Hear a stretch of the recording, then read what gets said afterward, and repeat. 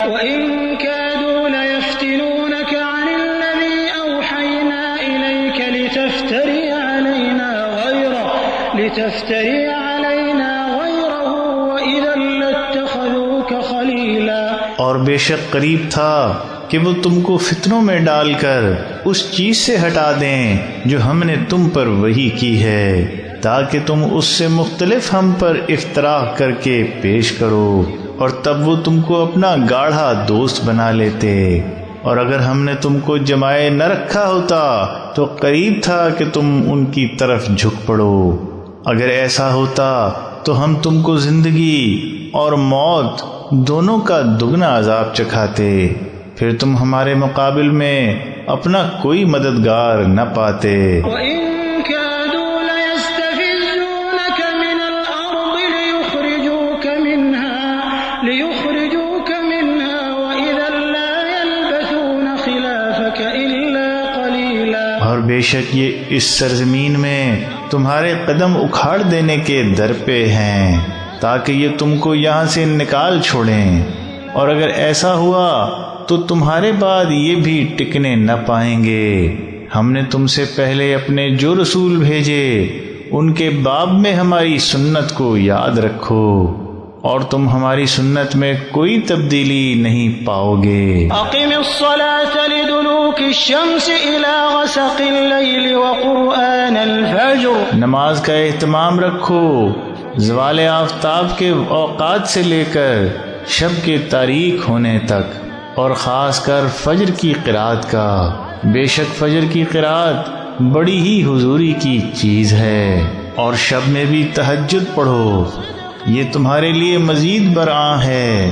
توقع رکھو کہ تم کو تمہارا رب محمود اٹھائے، اور دعا کرو کہ اے میرے رب مجھے داخل کر عزت کا داخل کرنا، اور مجھے نکال عزت کا نکالنا، اور مجھے خاص اپنے پاس سے مددگار قوت نصیب کر، اور اعلان کر دو کہ حق آ گیا اور باطل نابود ہو گیا، اور باطل نابود ہونے والی چیز ہے۔ وَنُنَزِّلُ مِنَ الْقُرْآنِ مَا هُوَ شِفَاءٌ وَرَحْمَةٌ لِّلْمُؤْمِنِينَ وَلَا يَزِيدُ الظَّالِمِينَ إِلَّا خَسَارًا۔ اور ہم قرآن میں سے جو اتارتے ہیں وہ شفا اور رحمت ہے ایمان والوں کے لیے، اور ظالموں کے لیے یہ چیز ان کے خسارے میں ہی اضافہ کر رہی ہے۔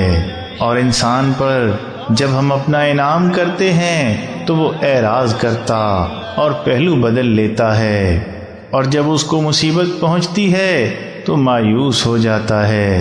کہہ دو کہ ہر ایک اپنی روش پر کام کرے گا، تو تمہارا رب ان لوگوں کو خوب جانتا ہے جو صحیح تر راستے پر ہیں۔ وَيَسْأَلُونَكَ عَنِ الرُّوحِ قُلِ الرُّوحُ مِنْ أَمْرِ رَبِّي وَمَا أُوتِيتُم مِّنَ الْعِلْمِ إِلَّا قَلِيلًا۔ اور وہ تم سے روح کے متعلق سوال کرتے ہیں، کہہ دو کہ روح میرے رب کے حکم میں سے ہے، اور تمہیں تو بس تھوڑا ہی سا علم عطا ہوا ہے، اور اگر ہم چاہیں تو اس وحی کو سلب کر لیں جو ہم نے تم پر کی ہے، پھر تم اس کے لیے ہمارے مقابلے میں کوئی مددگار بھی نہ پا سکو گے۔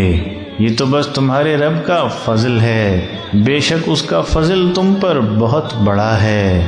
کہہ دو کہ اگر تمام انس و جن اس بات پر اکٹھے ہو جائیں کہ اس جیسا قرآن لا دیں تو وہ اس جیسا نہ لا سکیں گے، اگرچہ وہ ایک دوسرے کے مددگار بھی بن جائیں۔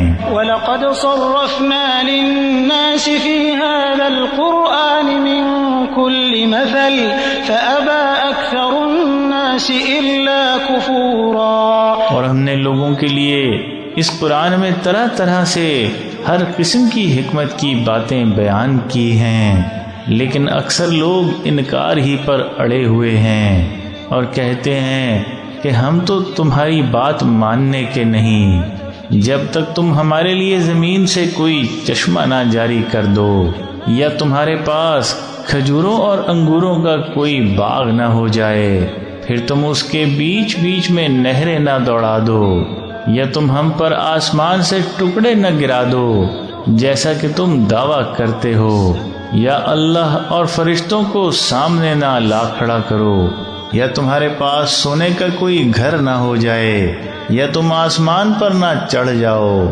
اور ہم تمہارے چڑھنے کو بھی ماننے کے نہیں جب تک تم وہاں سے ہم پر کوئی کتاب نہ اتارو جسے ہم پڑھیں۔ کہہ دو کہ میرا رب پاک ہے، میں تو بس ایک بشر ہوں، اللہ کا رسول۔